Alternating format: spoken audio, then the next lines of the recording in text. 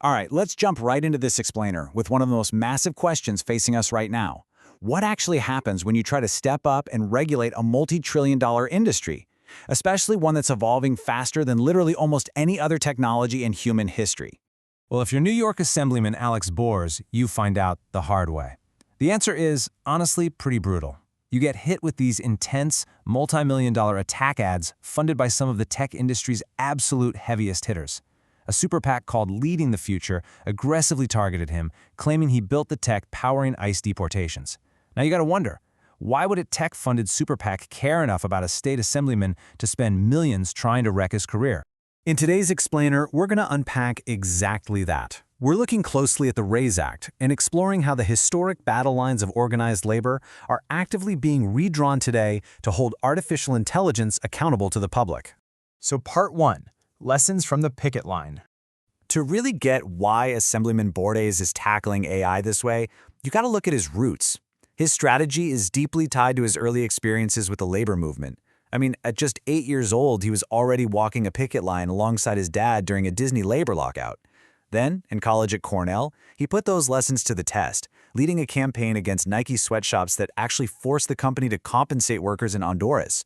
And by 2022, he brought that exact same organizing mindset straight into the New York State Assembly. All of that background forged a really specific core philosophy. Basically, on your own, it is incredibly easy for everyday workers or citizens to get totally crushed by massive corporate capital. The only real viable counterweight to that kind of money is organized democratic action. And whether that takes the shape of forming a union or passing strict legislation, the principle is exactly the same. Which brings us to this classic David versus Goliath parallel we're seeing play out right now. The RAISE Act is essentially the modern-day legislative equivalent of a picket line. It's an attempt to use collective power to finally draw a boundary against unregulated big tech. Moving on to Section 2, the age of AI backlash. There's an absolutely wild shift happening right now. Public optimism around tech is plummeting, and what's really fascinating is the bipartisan consensus we're seeing. A massive 80% of Americans are actively worried about how fast AI is moving, and they want democratic oversight. Only about 10% want to shove the AI genie back in the bottle entirely, and on the flip side, another fringe 10% want to just let it rip with zero oversight. But the vast majority of us, we want a say in how this shapes our future. So what's fueling this backlash? Well, there's a huge disconnect. Tech billionaires are constantly hyping these vague, utopian promises of future abundance. But the public? They're already experiencing tangible harms. I mean, AI is explicitly being designed to replace human labor. We're already seeing autonomous vehicles like Waymo directly threatening the livelihoods of taxi and delivery drivers. The threats to our jobs and dignity are very real and immediate, while the supposed benefits are, well, largely abstract. This whole dynamic is creating something experts are calling AI populism. People are waking up to the fact that AI isn't just some cool consumer product they asked for. Instead, it feels like a new paradigm being forced upon them, an elite political project pushed down our throats just to pay off the absolutely massive venture capital investments backing these tech companies. All right, Section 3. Inside the RAISE Act. Let's actually pop the hood on this legislation, which is one of the first major pieces of AI regulation passed in any major U.S. state. The goal here was to set a strict baseline of safety that tech companies legally cannot dip below. It mandates that companies actually have public safety plans for their AI models. It forces rigorous testing and recording for specific risks, and it demands they report critical safety incidents straight to the government.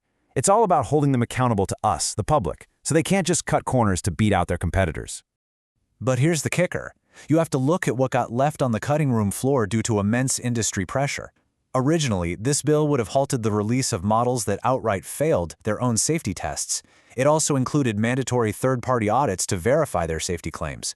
The fact that those common-sense rules were stripped out really highlights the absolute limits of our current political power when going up against big tech. And the people backing this bill wanted that power to halt failed models for a very specific reason. They wanted to prevent AI companies from acting like historical tobacco or fossil fuel companies. Industries that notoriously hid internal knowledge of severe harm from the public, just so they could keep pushing highly profitable, dangerous products. Ultimately, even with those tough compromises, this legislation is a vital first step. It's an attempt to enforce democratic guardrails before the technology completely escapes our control. Think of it as a legislative collective bargaining agreement, but for public safety. Which brings us to Section 4, Profits versus Public Safety. This is really the beating heart of this explainer, the high-stakes collision between private tech profits and public well-being.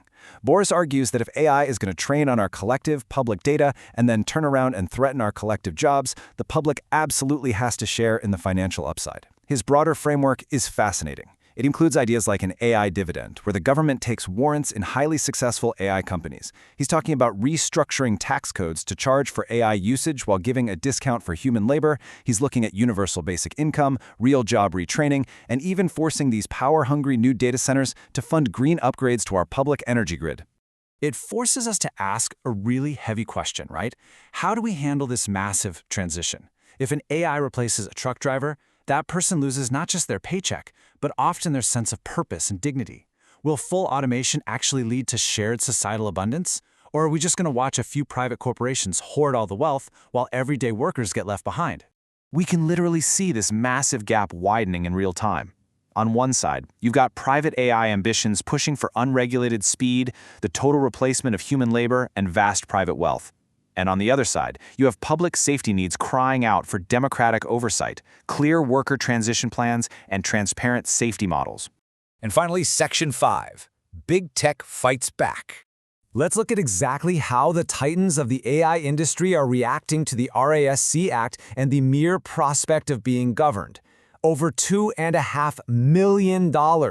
Just let that sink in for a second. That is the staggering amount of money a single Super PAC has spent so far just to crush Alex Boris. Critics argue their entire goal here is to make a terrifying example out of him simply for attempting to regulate AI. And this is where the hypocrisy gets kind of glaring, because there's a huge tension between their stated ideals and their actual financial actions. Sam Altman, the co-founder of OpenAI, has publicly stated, "It is important that the democratic process remains more powerful than companies." I mean, that sounds fantastic, right? But their financial actions tell a completely different story. Because his own co-founder at OpenAI, Greg Brockman, along with leaders from Palantir, is a major funder of the exact same Super PAC trying to crush Boris Sands. Advocates for the RAISE Act view this as pure, unadulterated intimidation. They argue the strategy is to extract so much political pain right now that any future legislators will just run for the hills when the topic of AI oversight even comes up. And that leaves us staring down this massive, totally unanswered question. Will democratic institutions govern AI, or will AI govern us? It is the ultimate showdown between collective, democratic power and concentrated capital. We'll leave you with that final, provocative thought to chew on as the modern picket line gets drawn. Thanks so much for joining me for this explainer, and remember to keep asking the tough questions.